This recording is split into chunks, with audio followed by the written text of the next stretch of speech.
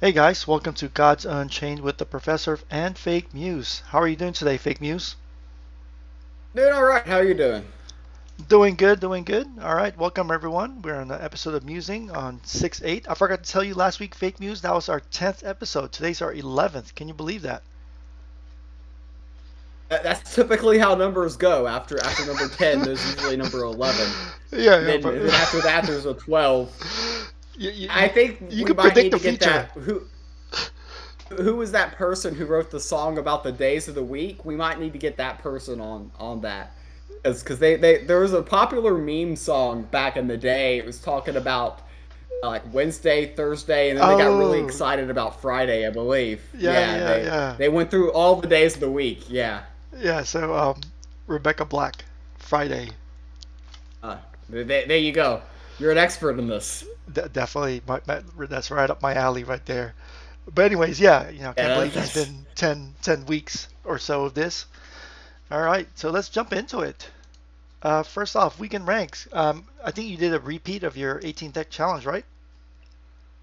Yeah, I decided to play 18 different decks as a way to cover up the fact that I don't have a deck. Just play 18 different ones, and then nobody would suspect. I got 14 wins, pretty solid doing that type of challenge, getting a pretty good result. So can't complain about that. Yeah, so the first week you did it, you got 15 out of 18, and now you repeated and got a 14 out of 18, right?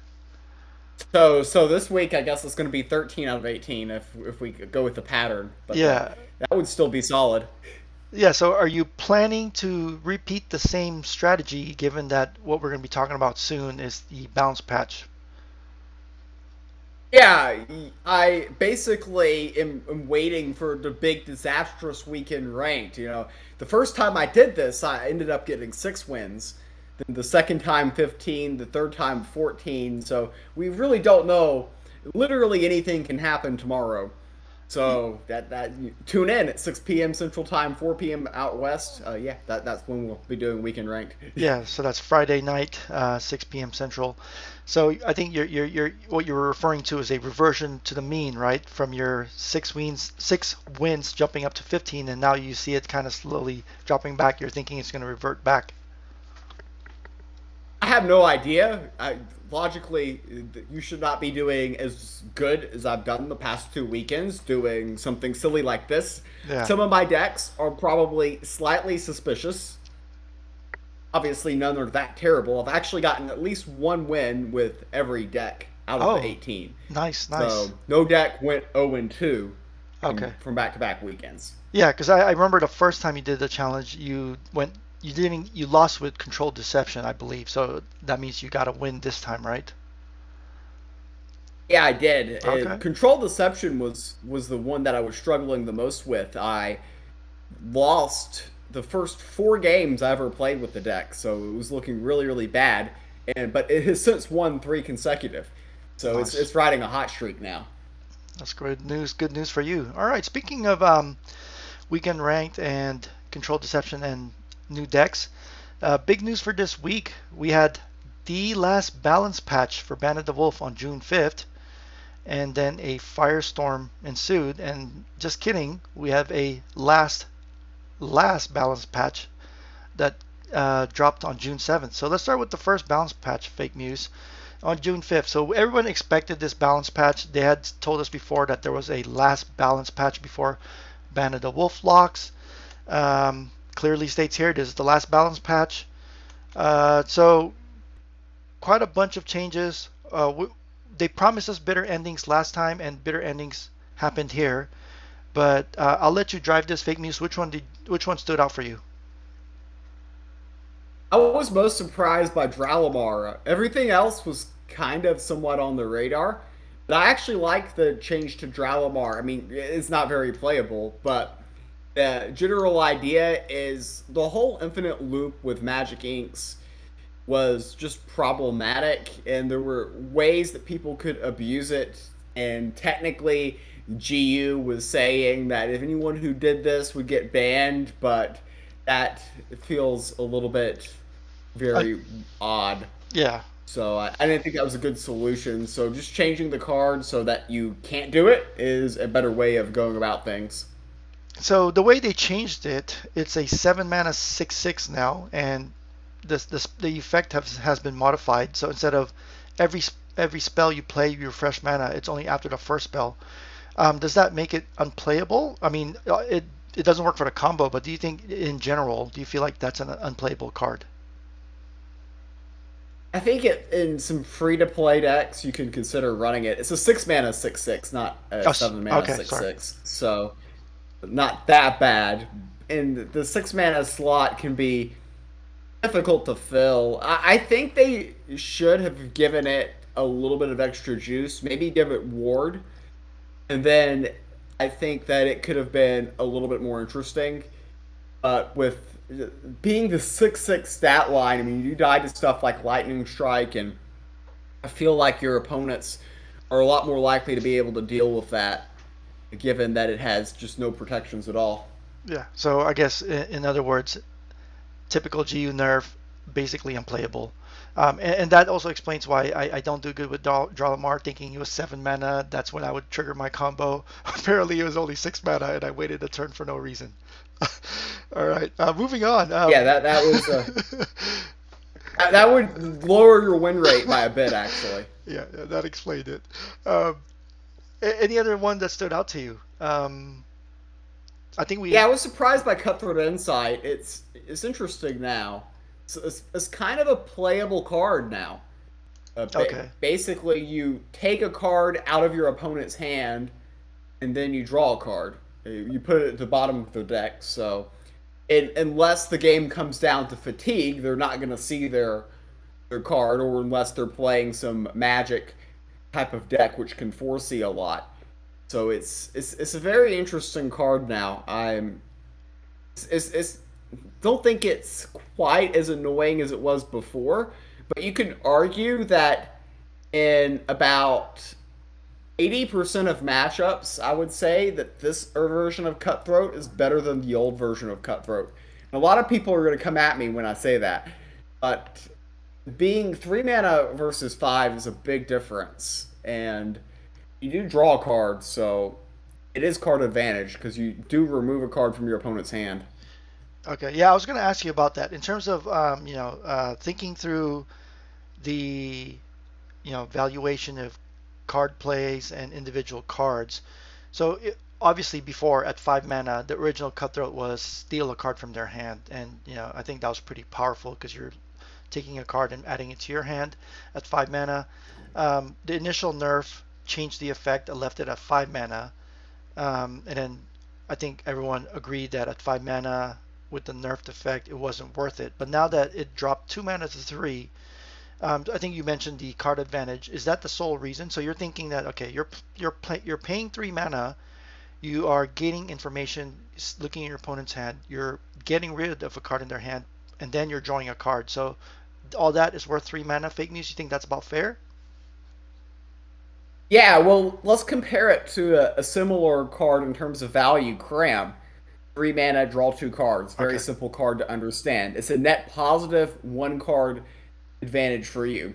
Here, you play Cutthroat Insight, it replaces itself because you draw 1 card, and you're removing 1 card from your opponent's hand. So it's a net +1 in terms of card advantage, a lot like Cram. Except, unlike Cram, you're getting information on your opponent's hand, and you are basically you are removing the best card that they have from their hand and putting it at the bottom of their deck, where it's likely in most scenarios they're not going to see it again. Got it. Yep. Okay. So it is that same net positive +1, but it's sort of augmented in that it affects your opponent and also gives you that extra information. That was a good comparison. Thank you. Anything else on here? I think Shellfire Hatchling wasn't too surprising. I think that was one of those cards that snowballed. Gamma, I think, was heading down that road already because they had initially nerfed the other deck steal nether cards, and this one was just going to follow right along. Anything else on here? Do you want to talk about bitter endings? Yeah, I mean the gamma change. I'm gonna say that I kind of saw that one coming and surprised they didn't do this sooner Yep. because they had already changed the other Nether Steel cards to be Void Steel. I still think gamma is playable. It's not as strong as it was before. Same with Shellfire Hatchling. It's still playable, but it's a little bit riskier now because it can get value traded off a lot easier with the 1-3 stat line than the 2-3 stat line. Got it. And like for instance, if you're in the War v War matchup, your opponent can play a Goblet's Imp, and the Hatchling will buff up to a 2-3, but Mm, the Imp can now value trade into the Hatchling. Well, before, when you would play the Imp would be a 3-3, the Hatchling would become a 3-3, so it was just an even trade. That's a big deal in those particular matchups. But yeah, the bitter endings changes pretty interesting.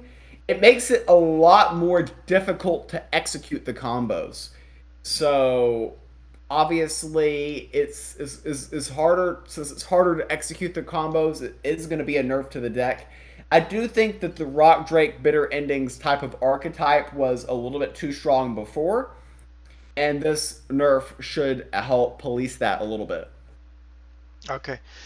Yeah, I think you brought up a really good point with Shellfire Hatchling. I agree that was a good way to look at it in terms of the even trade aspect before. You said Gamma is still playable, so I mean, are you?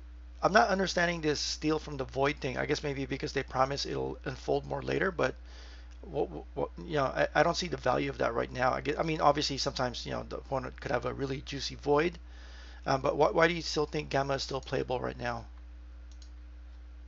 By turn 5, when you play it out, your opponent's probably going to have something in the void that you can steal. So there's some very niche matchups where it's actually better the way it's worded now. Like, for instance, if you're playing a Nubians and can time their void to where you steal very important cards from them, that can be actually an advantage. Of course, I think that overall the old wording was better overall, Hmm. but this way you actually know what you're going to steal before you steal it if you're paying attention to their void because it's Yeah. the top card of the void. Okay. So Uh, it so, gives you a little bit more reliability. On the flip side, if your opponent's paying attention, they know the exact card you stole. yeah. So you lose the surprise factor of when you're stealing from the top of your opponent's deck, unless they're magic and were foreseeing, they have no idea what you stole. Yeah. While in this case, they know exactly what you stole. Yeah, I mean, I can see the example you're talking about. Let's say you send their priestess of Takat to the void and then you steal it. But to me, it sounds this effect of pulling the top card of their void to your hand. It sounds very situational. Like sometimes you could probably control it, sometimes you can't. So that's why I'm still not quite sold on it. But I don't know. Maybe I'm not seeing the true potential of that card or the effect. All right. I mean, it's going to be very hit or miss. Yeah. So And I agree with you with bitter endings. I think it was I did not expect this change. I thought they were totally going to butcher the card, but I agree with you. They kept the spirit of the card intact and the deck. They just made it harder. A 5 health is a big difference when you're 15 to 10. So they it seems like they raised the skill ceiling higher. Um, Combo can still be pulled off, but now you really have to work harder at it. Do you agree with that? yeah, it's more difficult. I'm actually 2-0 since the change, so obviously it was a buff for me. Oh yeah. But hoping that continues into tomorrow's 18 deck challenge if I can get that to work. Oh, so But so 2-0. With did you tweak your deck because of the change in health, or did you leave your deck as is? left it as is. Oh, okay. Just lazy. Okay. Okay. Just trying to figure it out, see if it still works, and it worked the 2 games I played. So Okay. All right. All right. So that was the last balance patch that released on June 5th, and uh, after this was posted, there was quite the firestorm of from the community in the Discord primarily. Lots of pitchforks and torches. Not sure if you were part of that FakeMews, but ultimately what ended up happening was there was a huge outcry that Olympians were left alone. So, going back to our topic here, just kidding, a last patch was released on the 7th, and this one was focused on wolf recruits and Hearth Mother. What do you think about the flaming, and what do you think about this last balance patch? Yeah, I don't think it's a great precedent to listen to balance chat. Just generally speaking, that's where good opinions go to die, and I don't have good I don't hold them in high regard there, but they elected to target wolf recruits and Reneko Hearthmother. Reneko, I didn't have a really big problem because I had never been able to really get the deck to work. So, like, okay. In fact, there's a weird situation with Holy Writ where it actually is a buff. Mm-hmm. This is a 2 mana 2/2 when it comes into play now. So you can play that and Holy Writ and it becomes a 2/6. Ah, So there's a very odd situation where it's actually beneficial. yeah. But I was just gonna say, interesting card. I never really looked at it closely, but it has your favorite card here that you ranked as S tier, Argus, and it has a picture of Axel. yes, Axel and Argus hanging out with, I think that's my sister, she's the cat lady there, and they got a GU card before I did, which is just a little bit unfair. Yeah, yeah. Considering you're one of the top earners of GU, and they totally just skip past you to your sister. Yeah, well, she has a cat, so that makes her more interesting, I guess. And Wolf Recruits, I think, was the card that I think most people were t- talking about and more concerned about because of Olympian War. And the card is just one of those weird things that is so situational and it's so down tempo. And it can lead to some blowout games where you just destroy your opponents, and it could also just be too slow. Yep. So I still think that Wolf Recruits is very playable. It's again 3 mana, and if you've built your deck around Olympians, you're drawing 2 cards, so it's like Cram, except you're also getting the +1/+1 stat boost on each minion. So you're getting a little bit extra value there, other than just drawing 2 cards. So it's still playable, and I'm okay with this change, but I also don't think it was necessary either. Okay, I was gonna ask you about that. Given that it sounded like you were okay with the last balance patch, and you didn't think it was necessary for the balance team to come up with a last balance patch just because there was a huge outcry. But you're okay with the way they changed it, the two cards mentioned here. I mean, I'm okay with it. I personally would have been okay with leaving them the way Yeah, they were, but they're both weaker now than they were before, but not unplayable at the same time. yeah. And then so just to be clear here, this one, the second one, is the last balance patch. They said that this would conclude any balance changes to Band of the Wolf, and the set will continue to lock as planned on June 21st. So I do find it strange that their last balance patch is 2 weeks before it locks. So I'm not sure why that is, but maybe I don't know if they're leaving themselves a little window there. But they've second time they've said this is the last, this is the conclusion. So yeah, I'm a little bit confused on why there's time before it locks. Do you know why? Yeah, that's a long time. It's not like you can purchase any packs or do anything else. Yeah, So, I mean, I don't understand why it's not completely locked. I guess they're giving themselves a chance to buff or nerf cards the last second if they want to. Again, I mean, they're saying this is the last balance patch, but if that was true, you just lock the set now. yeah. So, I mean, we'll see. Well, I mean, do you think there's anything else out there? I mean, I don't really know of anything that's super problematic. I mean, they might could take a shot at Ico or maybe do that, but Hmm. I'm thinking they're kind of, since there's not a lot of public outrage and they seem to be listening to the public more now than they have in the past. Yeah. I don't think that they're probably going to make any changes in that direction. Yeah, and you just mentioned listening to the public, and it just occurred to me that the picture for Wolf Recruits is literally the village rallying against something, kind of like the pitchfork and torches image here. So, If you look at the top right of the picture, oh, I think that there's is a an pitch. actual pitchfork. Yeah, Yeah, there you go. We do have pitchforks in wolf recruits, so so it was they destined. came equipped and ready to go. Yeah, so it was destined that this card was going to create a GU community revolt. Then someone predicted it. The thing is the card ended up falling victim to the pitchforks that it Yeah. created. So that's a little bit ironic.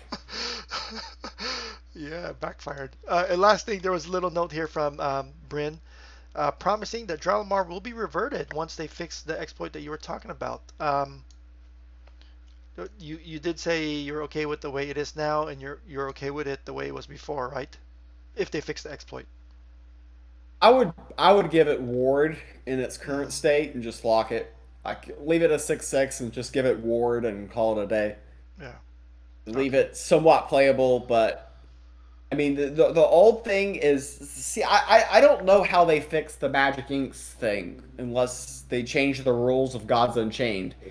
It's just so problematic. The Magic Ink Unlimited cards combo. Yeah, you can. I don't see how there's a fix to that. Yeah. Yeah, that's true. But I guess I mean it makes sense that if a regular Dralamar deck with the win condition of getting the Aether bug on the board and pinging you to death at one damage each, then I guess that's an actual win condition. But the way it was being played before was that just Dralamar plus the inks just to waste an opponent's turn. That wasn't intended, so that's what they're trying to fix. But I guess if some people want to win by carpal tunnel, then that's their win con. That's their win con, right? That's their choice. In fairness, I don't think I've ever been a part of a game that ended that way. With the infinite magic inks without an ether bug, I don't think I've never been involved in a game that like that. So that was a very rare scenario. Yeah, but I think it happened enough that people complained, and GU had to make an announcement that said anyone doing it will be banned. But you're right, I never So it encountered it. happened once. Sorry, what was that? It happened once. Oh, It like happened once to the wrong person in balance chat. Is basically it. yeah, yeah, and then the pitchfork came out. All right. Okay, so hopefully that's the last balance patch for Band of the Wolf, and we could lock the set and move on to the next one hopefully soon or end of year. They promised a major set at the end of the year. So okay, so we can rank. You're looking at your 18 different decks, but let's say you're talking to the general populace out there, FakeMews, with the recent balance patch. What do you think would be a good candidate for people out there? Well, you look at the nerfs to Dralamar, so you don't have to worry about that deck anymore. And Bitter Endings is, I think you're going to see a lot less people playing that right now. That's going to open the door up for control decks.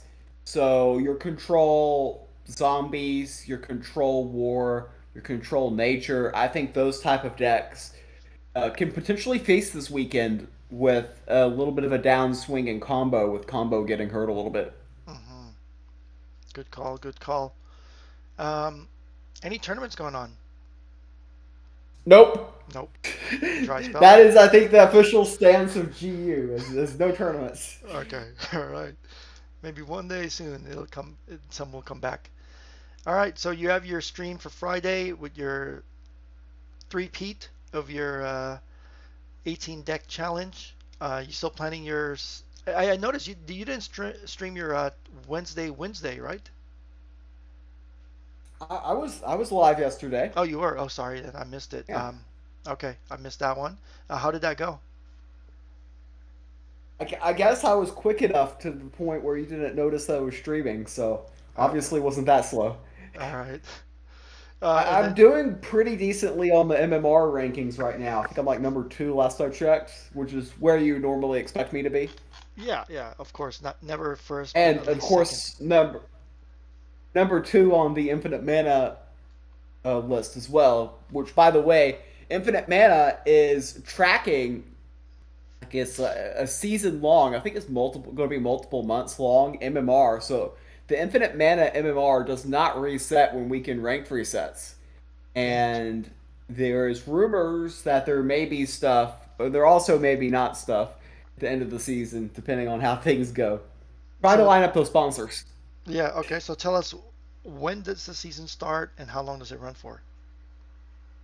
Or is that Well, up? it's already started, Okay. and it ends when they tell me it ends. Okay. So that's the oh, actually, wait. It says it here. I have the website pulled up. June 1st through August 31st.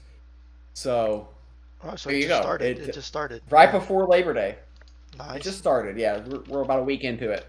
Okay, okay. Sounds good. And do you know how they maintain that? How do they not reset it every week like GE resets it? We have our own system which tracks MMR, Okay. and our spy bots, Stack and Saints, have been working on stuff, and apparently they found a way to keep this kind of rolling. That's great. So you have your win percentages for everybody and your MMR, and sometimes basically MMR is oftentimes more of a momentum statistic anyways. How Yeah. how well have you done lately? Yeah, because I was gonna But you say, have your yeah, go ahead. yeah, you've got your win rates and all that stuff. Okay. I was gonna say the algorithm sounds like it might need some more tweaking because it already has you at second. You can say that it's perfect, right? Yeah, we'll see how that maintains. But yeah, that's interesting. Something different. I guess that's in lieu or instead of tournaments. So something different. It'll be interesting to see how that plays out. All right. Anything else fake news before we sign off? Nothing else. All right. Appreciate your time as always, and roll tide. Roll Tide.